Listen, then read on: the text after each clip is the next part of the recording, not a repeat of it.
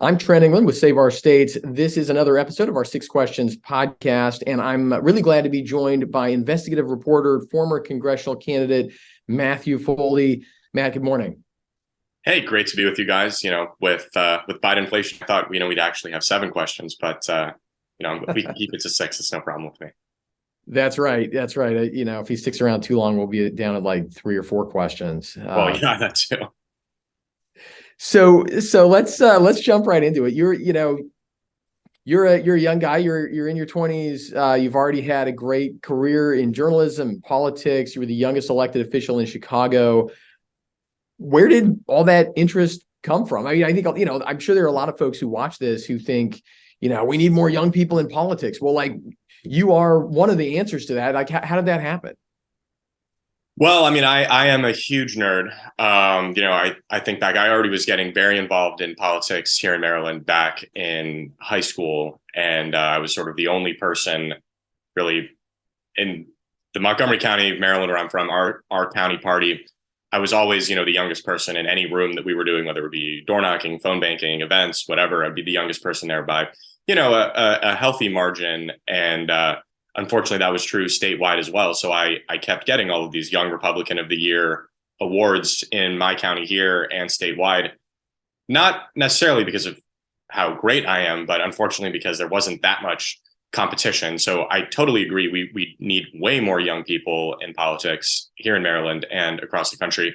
But I think the reason why I thought it was important was I don't think there was a particular moment, but I realized that, if you want to change your country, this really is the best way to do that and the best way to get involved and, volunteer and do things like that. So, going back to my high school yearbook, there are no scandals in it, like, no like Ralph Northam level interesting things. But in my senior year, I was voted most patriotic, which I appreciated.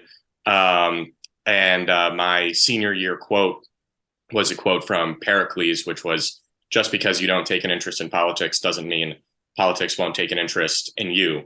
So I think that's kind of an animating philosophy for me is if we're not, if I'm annoyed about something, I can complain all the time, or I can try and actually fix it myself. Yeah, and you ran for Congress, Maryland's 6th congressional district in 2022. Right. And had a lot of support from elected Republicans all around the country. What was that experience like? I mean, running for Congress is a big deal. So, on the other hand, Maryland's a tough place. So what was that like? So this part of Maryland is way more Republican than most of the rest of the state, and also than that people think of Maryland in general. Are now, unfortunately, former Governor Larry Hogan won the district that I ran in by almost 40% in 2018, which was obviously a huge blue wave around the country. So this is an area that we can and should be competitive in. And the reason I got in was because I am involved still, obviously, in Maryland Republican politics. And I had the sense that we didn't really have anyone credibly running. So I actually waited until the last day to file because I assumed there would be more people. There were some other complicated factors, including redistricting and having no real knowledge of what the districts would look like and things like that, that to me led me to believe that someone else would be, ready and waiting in the wings. But then when I realized there was no one waiting in the wings, I got in. My campaign was only about 100 days, but I came in second out of 6. This wasn't, second out of 2. Even though the rest of the field had been running for Congress for about 11 years, I think, between them. I still ended up coming in second. I think if I had been in for longer, we sort of realized this. If I had been in longer, the trend lines were going entirely in my direction, but unfortunately, it just wasn't enough time. But and I think that was one of the things that got people to pay attention to my race was the national support and endorsements. We had everyone from now Speaker Kevin McCarthy to Mike Pompeo and a ton of national Republican leaders, but also a ton of local endorsements that when we would tell people covering the race, hey, it's not just that we have every Republican, in Congress endorsing me. It's here are all of the Central Committee members who have endorsed me. Do you want to talk to this mayor who's endorsed me? Do you want to talk to, the 3 former Maryland Republican Party chairs who've endorsed me, the county GOP chairs who've endorsed me, et cetera, et cetera. None of that was interesting. It wasn't, the the narrative was supposed to be that I was like some national thing. And I think people don't necessarily realize that I'm from and grew up in Montgomery County, which is the southern part of the district. Now, for those people interested in running for office, it's a crazy experience. You know, it's a marathon that I was sprinting at times or just marching in parades. But I think it's a great way, if you care about your country, to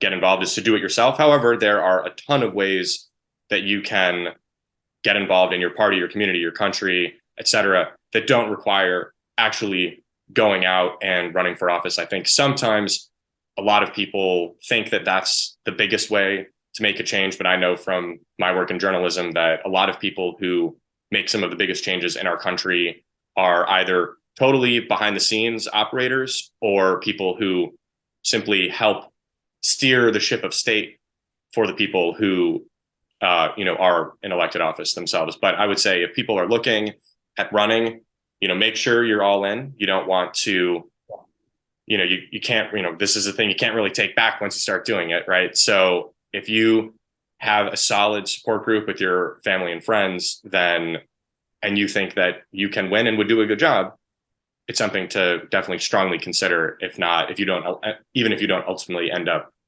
taking the plunge and doing it yourself. Yeah, running for office or working, in a significant level in a campaign is just the best, at least from my perspective, like the best education you can get in how all this works. That's right. I'm sure I'll call a little bit of an audible here on question number 3, but I suspect that this, does having run for office make you a better journalist as you're writing about these things? I assume it gives you a deeper understanding of politics. It's just hard to have if you haven't operated at that level on the inside. What do you think about that, Matt? So I think yes, but I think you don't have to have run for office to be a good journalist. I think that part of what makes me a good journalist is that I have basically zero formal training in journalism outside of high school. Outside of my journalism 101 in high school, I do have zero formal training in journalism.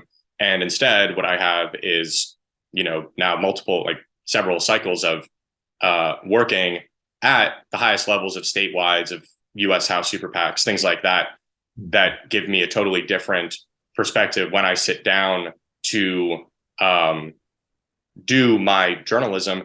So I think the main way that my journalism has changed after my campaign was I realized that it is very difficult to be a Republican candidate or elected official or conservative entity and get a fair shake from journalism. And the way I've sort of shifted my journalism from before and after my campaign was, before, what I would do is I would point out tons of problems. And I would want to, but I usually would not. With my editors, they would quibble with me about this. I would try and put in like the sort of problems in the Biden administration, for example, but then I wouldn't really ever have the opportunity to write about the solutions that Republicans or conservatives are proposing or advocating for. Now I'm pretty adamant about every time I'm pointing out a problem, I want to also be trying and pointing out a solution to that problem, which probably doesn't sound like a big distinction to a lot of your listeners, but I think the way I would sum that up is that I've been trying to give Republicans and conservatives voices in my journalism, whereas before it was just like pointing out problems with liberal governance or Democratic candidates and campaigns and things like that. So that, I think, is the way it shifted my coverage. But I think if I had never actually run for Congress, the experiences I had at the House Republican Super PAC, at the governor's campaign in Illinois I worked on in 2018, these sorts of things already gave me the different lens that I approach my journalism with, which is much more political, much more campaign oriented and things like that than, what I think is sort of standard, boring journalism. And especially it is frustrating to me as a Republican to see the massive amount of sway that liberal outlets and journalists have in our own party. So I'm trying to be able to fill a void in the conservative media sphere and in the media sphere in general of okay, what are Republicans doing? So I've been doing a bunch of different stories, for example, about legislation the House Republican majority has been passing to, force Biden to declare that the coronavirus pandemic is over, for example, things like that, that I think would be much harder to get a fair shake from liberal journalists. Yeah. Talking with investigative reporter and former congressional candidate Matthew Foldi here on our Six Questions podcast. Question number 4. You've written a lot about China.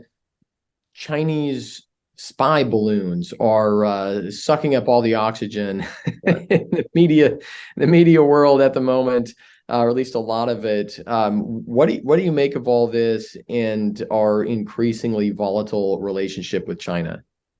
So I think that the Chinese spy balloon is almost a trap that this specifically that the Biden administration has fallen into. They shot it down, declared victory. Dark Brandon is awesome, things like that. But Mitt Romney and other, I think maybe even some Democrats made the very obvious point that if you have TikTok on your phone, that's like a Chinese spy balloon following you around everywhere you go. So I'm concerned that the Chinese spy balloon saga will lead to us having a very false sense of security about our success in handling this challenge posed by China. But one thing, so I think the spy balloon is horrible, and we should not be spiking a football after we let it, float across our entire country, our military installations, et cetera, et cetera. But it's also a very small part of the big picture. So I want to actually dive deep into this for one second. Yeah. And I think about this with basically every kind of topic that I'm covering. What I'm lucky in my journalism to be able to do is I can write about basically whatever I think is important, which is almost everything. But when I see, and various topics I'm covering, whether it's corruption in the Biden administration, to green energy, to sports even, and obviously foreign policy, China will pop up in almost every single one of these. And just with those topics, which are varied, I just want to give you guys a sense of some of the reporting I've done to show how China fits in to everything. I think that, obviously Republicans and Democrats have ideological differences, but at the end of the day, we have way more in common with each other than we do with China. So the way China permeates everything is, corruption in the Biden administration. I think, still the only reporter to write about, which led to congressional investigations in the last Congress. The financial relationships that the Secretary of Commerce's husband has with a Chinese-funded AI company that he's the chief people officer at, whether it's sports. I just wrote about how China's new foreign minister gave his first public address at a Washington Wizards NBA game. This is insane. I think that I'm working on having a congressional office write to the NBA to figure out what the financial arrangements going on there are. Green energy, obviously, our supply chain is almost entirely dependent on China, which has eaten our lunch when it comes to dominating the global supply of critical earth minerals. And then obviously when it comes to foreign policy, China is everywhere. Look at Afghanistan, China's there trying to take all our things, whether it's dealing with China, obviously China is there. So really, whether you care about privacy, the environment, sports, anything, China is there. So what do I make of the situation and our increasingly volatile relationship? I think that, I'm heartened that there is this bipartisan select committee on China in the House.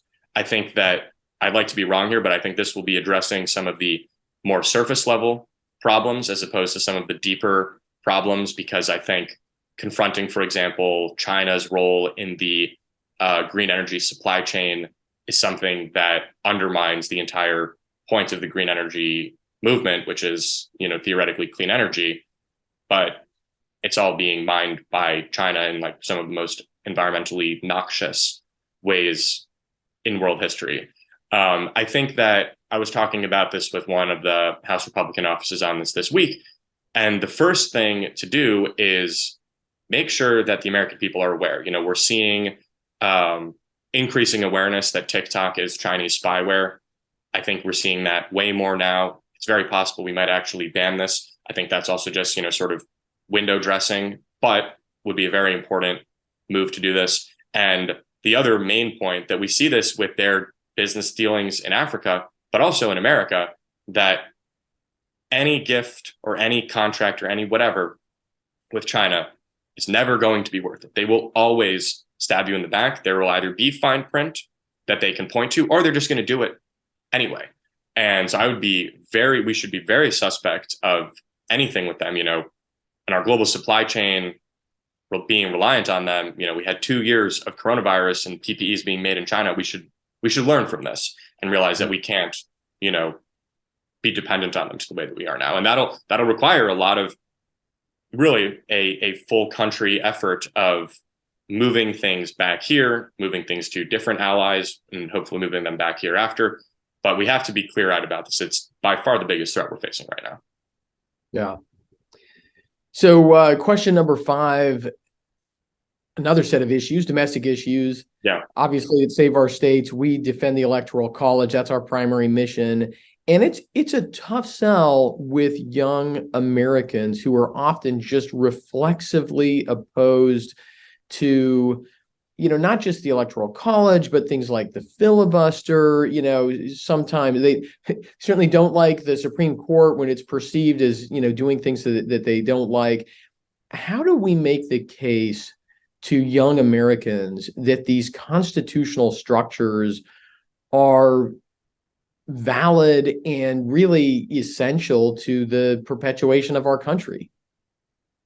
I think that, this is my sense. I don't deal with this as deeply, obviously, anywhere near that level as you guys. I think that there's probably some frustration with the Electoral College, driven in part by the 2016 election that Democrats lost. I don't know, I think there's definitely, right, they probably like it a lot more after Biden won.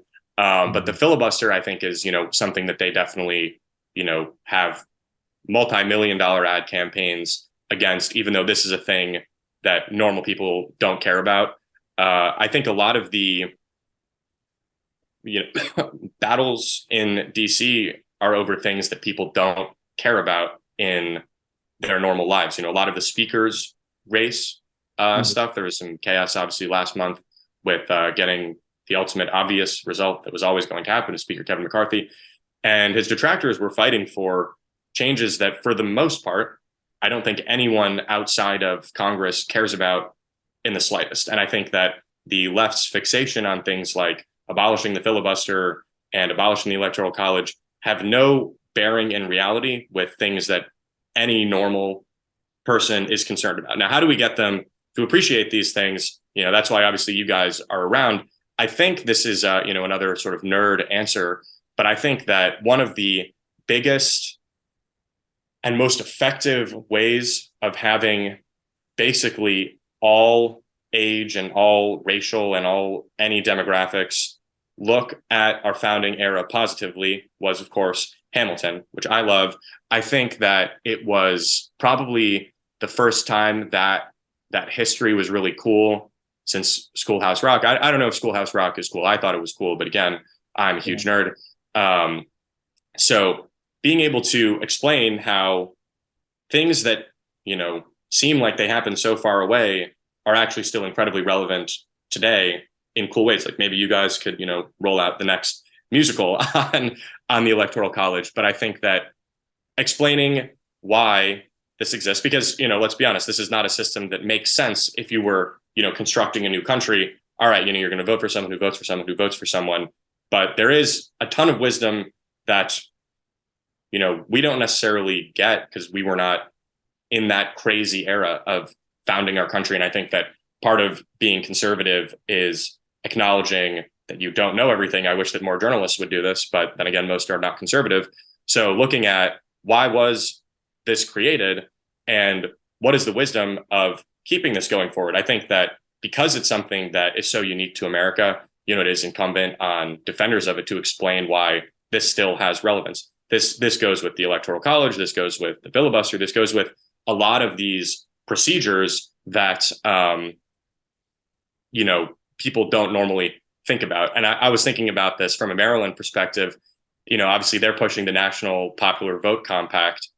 I think that they would very quickly stop pushing that when they realize that once they kick in the threshold, right, of 270 electoral votes, that when a Republican wins the popular vote, They are also going to be winning the 10 electoral votes here in Maryland. I think they'll very quickly think, actually, you know what? Let's go back to the Electoral College. Yeah. Yeah, it's funny. So much of the National Popular Vote campaign is intertwined with this sort of progressive dogma that their success is inevitable, Correct. which I've thought was fascinating ever since I was a college student and I heard Roy Texera from, I think he was in Brooklyn at the time. Yeah. Making that case, which he's now basically recanted, post Trump and just, given the electoral realities of places like Florida and South Texas. Yeah, I mean, there is this fascination on the left with the idea that, demographics is destiny. And, if they just can dismantle, whatever in the Constitution is holding them back, they're going to succeed for sure, which is, is the very opposite of the humility that you described as being so important. So let's wrap it up. To that point, if they realize that Republicans can and will win the national popular vote again, their entire movement will very quickly disappear.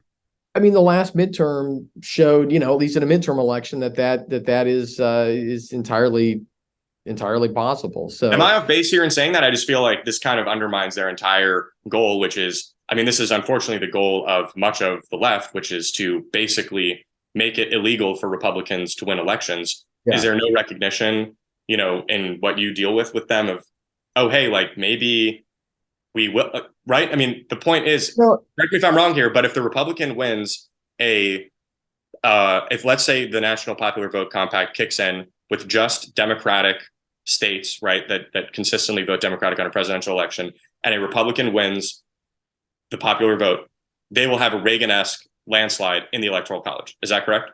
Yeah, that's right. That's exactly right.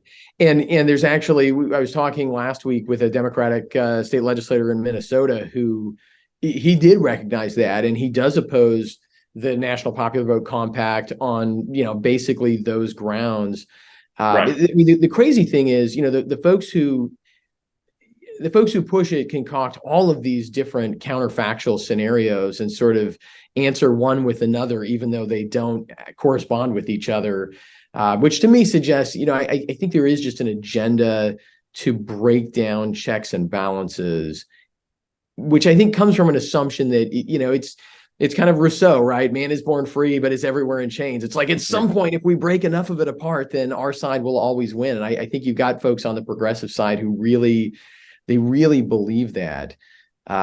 Even if there's wrinkles along the way, or even if it kind of goes against what you just see in real life. I mean, progressives have never let reality get in the way, right? No, that's true. And I think that, an easy way to explain why the National Popular Vote Compact is bad to the left, because I think this would be awesome, is if it's implemented in certain ways, right, with, the trigger of whenever it's just Democrats doing this. And that means that California's electoral votes are going to, President Ron DeSantis.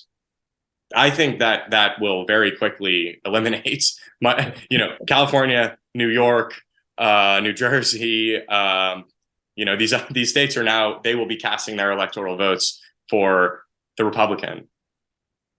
Yeah, we'll keep working on it. I think that would be awesome, to be clear. Great. Yeah. I'd love for California to, send its electoral votes to Republican. I'm not deluded, and I don't think that will unfortunately happen, in this next decade and beyond. But that's kind of a pretty big flaw in their thinking that goes back to that hubris of, well, we can never lose the popular vote. And I think probably all of this goes back to 2000, where they were like, all right, we need to be able to change the system because we can't win within the system. And you see that happening with a lot of the voting laws that they're putting forward. You saw this, how they would gerrymander incredibly successfully this past cycle, things like that, of if we can't win within the system, we're going to just change the system. Well, and I think I do think there's at least a segment of folks on the left who, and I think you see this out of 2000, you certainly saw it in Hillary's campaign, where it's not just that we can't win within the system, it's that the things that they would have to do to win within the system, right? The compromises that Al Gore would have had to make to hold on to West Virginia or to win Tennessee, right? Or the things that, the people Hillary Clinton would have had to rub shoulders with, to win in 2016 weren't in San Francisco, right? They were in rural Wisconsin and small towns in Michigan. And I mean, my sense is that there are folks on the Democrat side who they just, that's distasteful to them, right? They don't want to have to make that kind of compromise to build a big nationwide coalition. Yeah, because for their side, they really could win with, the coasts and some, a handful of big cities in the middle. I do think one quibble with the Electoral College that I think is valid is for you in Oklahoma and me in Maryland. We in essence don't need to vote for president because it doesn't matter. And I'm just so used to this that, I can't imagine my vote mattering. And I remember in 2012, the Romney campaign did a couple of events here. And someone asked, what's the point even of us voting for you for president against Obama, not in the primary? And they said, well, look, obviously we're not going to win Maryland, but, every vote that we get here does contribute to our popular vote total. But that's a completely meaningless total. I don't, there's no perfect system. And I am, of course, just, reconciled with the fact that very rarely will I, as a Maryland Republican, have an opportunity to cast a vote for anything that matters. But that's, every system has drawbacks, but I think that's one that's I think really of all the criticisms of the Electoral College, I think that is the only one I think that has any real merit to it. And as you say, I mean, it just, when you live in a state like Maryland or a state like Oklahoma, or I used to live in California, it's just like up and down the ballot, right? These things are, for the most part, in the short term, sort of preordained. But they do change in the long run, right? Which is exactly the problem state for a long time. What's that? Which is exactly the problem that they'll run into with, trying to abolish the Electoral College is, right now they might be confident that, Joe Biden will somehow win a majority popular vote in 2024. But at some point, American politics is very pendulumaic. It's not always guaranteed. Yeah, that's right. Well, the last question for our first time guest is always the same here on our 6 Questions podcast. And that is, Matthew Foldi, who is your favorite founding father and why? So I love this question. In my journalism, I hate covering the same things that everyone covers. I like looking at the massive swath of things that no one covers. So in the spirit of that, I'm going to answer this question with a somewhat non-binding answer because I don't think that he is actually my favorite founding father, but I don't want to pass up an opportunity to tout one of Maryland's own, which is Charles Carroll. Yeah. Has anyone shouted him out? No one has never, I think, even uttered the name Charles Carroll on 6 Questions. So I'm glad that you are right, because I think that I kind of think for a question like this, if I just say George Washington, like that doesn't contribute anything to the conversation. So the reason I want to inform your listeners about Charles Carroll, if they go to the U.S. Capitol, he's one of the 2 statues of in Statuary Hall from Maryland. So Charles Carroll, of course, is not on any of our dollars. He's not on the Founding Fathers shirt that I'm wearing right now. But what's cool about him is, and I think there are a lot of lessons that you can learn from him. He's the namesake of Carroll County, which is the neighboring county, one of the neighboring counties for me right here. And what he did, he was one of the signatories, of course. And what he did, so he was loaded, okay, right? He was massively wealthy, and he was also Catholic. He's, I think, the only Catholic to actually sign the Declaration of Independence, which is cool. Maryland obviously has huge Catholic roots in its history.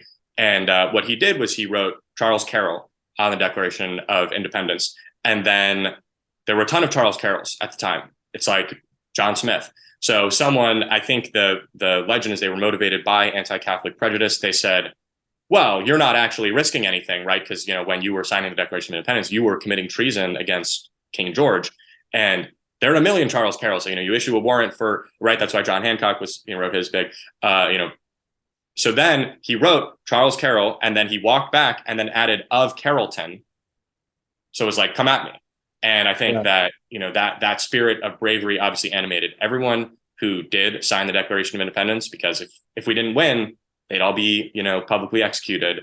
But I think that sort of is the spirit that I think is awesome in Maryland. We have the most pride in our state flag, of course, of anyone. And, we are all very proud of being from here. So that to me, I think, while I wouldn't say legally binding, I wouldn't call him my favorite founding father. I do want to shout him out to an audience that is probably not that familiar with his legacy. Yeah. And it is hard to appreciate today how radical it was at the time to have an overwhelmingly Protestant country with Catholics operating at that level in politics and commerce. And I mean, that was a truly, just for all the Protestant sects to get along was hard to do. But yeah, I mean, the fact that Charles Carroll was there and involved is, I think a huge testament to the beginnings of our country. So yeah, great answer. Wonderful to talk to you, Matt. Yes. Foldi. How can folks continue to follow your writing and your work? Well, like every journalist, I'm on Twitter. So just follow me on Twitter. That's usually the main way. Send me. I'm probably the most accessible journalist. It's very frustrating to me in doing journalism how normal people are totally not able to access journalists at times. A lot of people from around the country. I've done tons of stories in Indiana. I'm working on one in California right now, where it's people who have tried, reaching out to their local outlets and been ignored or didn't even know where to find them or whatever. They just shoot me a DM. And then, in one case, the guy who DM'd me in Indiana is now a school board member because of the things that he flagged for me in his school district that I was then the person to report on after. He said, the Indianapolis Star turned him down, local ABC, whatever affiliates wouldn't even answer his emails. He DM'd me and we helped change his community. So I think journalism at its finest can still do a lot of good. And so if anyone has, ways that they want to change their community that will lead to them running for school board or president, or as we said earlier, not running for anything and just, working to help make sure that our elected officials govern responsibly, you can always hit me up. Outstanding. Well, Matt, thank you so much for being a guest on Six Questions. Of course. And thanks to all of you for watching or listening. We will be back with another episode, I believe, next week, although we are running all across the country. I hope you'll stay in touch with us through saveourstates.com or on Twitter or Facebook. We are working hard to defend the Electoral College in places like St. Paul, Minnesota, and Lansing, Michigan, and Augusta, Maryland, and all around the country. There are a lot of national popular vote bills pending right now, but we will keep you up to date on all of those. If you are a part of our networks on social media, or if you go to saveourstates.com, sign up for our email list. Until next time, for Save Our States, I'm Trent England.